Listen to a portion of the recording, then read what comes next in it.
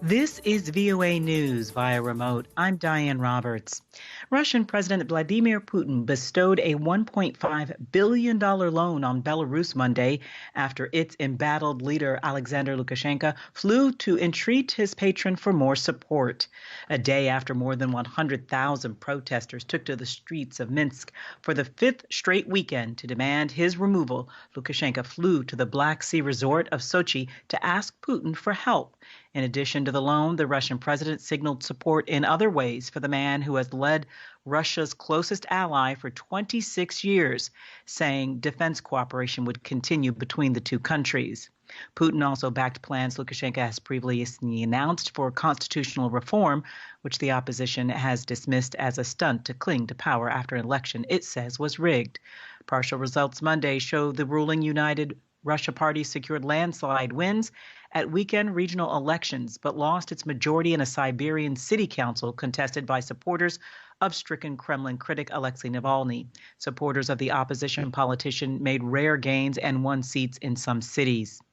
The German government says specialist labs in France and Sweden have now confirmed Russian opposition leader Alexei Navalny was poisoned with the Soviet-era nerve agent Novichok. AB correspondent Zaria Shackley reports. The substance in his samples. German government spokesman Stefan Seibert says that the Organization for the Prohibition of Chemical Weapons has also received samples and is taking steps to have those tested at its reference laboratories. Navalny fell ill on a Russian domestic flight on the 20th of August and was transferred to Germany 2 days later for specialist treatment in hospital. I'm Zaria Shackley. From Washington, this is VOA News.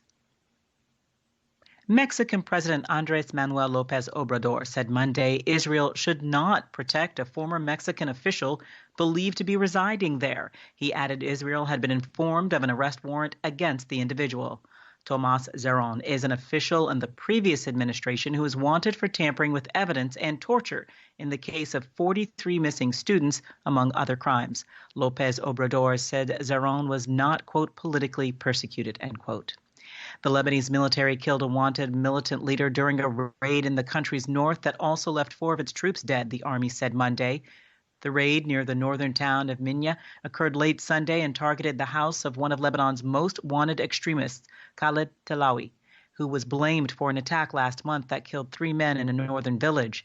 The Lebanese national was a member of an extremist group that had links to the Islamic State group. Authorities blamed Talawi and his aides for a shooting last month in a predominantly Christian village in North Lebanon that left 3 men dead.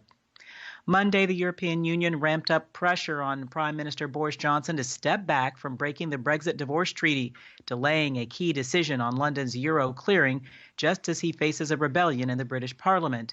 The European Union says Johnson's plan would wreck trade talks and propel the United Kingdom towards a messy Brexit, while former British leaders have warned that breaking the law is a step too far that will tarnish the country's image.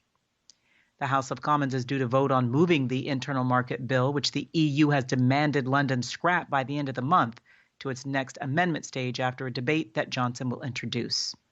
TikTok has chosen Oracle over Microsoft as its partner in the United States that could help keep the popular video sharing app running in the U.S., according to a source familiar with the deal. AP correspondent Julie Walker reports. The Trump administration had threatened to ban TikTok by September 20th and ordered its parent company, ByteDance, to sell its U.S. business, claiming national security risks and spying concerns because it's Chinese-owned. TikTok denied the charge and sued the Trump administration at the same time it started discussions with possible U.S. partners. Microsoft said Sunday its bid was rejected. No word yet from Oracle or TikTok. I'm Julie Walker. Tropical Storm Sally is poised to turn into a hurricane Monday and send life-threatening storm surge along the northern Gulf of Mexico. Sally is expected to reach shore by early Tuesday, bringing hurricane conditions to a region stretching from Louisiana to Mississippi. Tropical storm conditions were expected in the region by Monday. Forecasters say Sally could produce rain totals up to 24 inches by Monday. Via remote, I'm Diane Roberts, VOA News.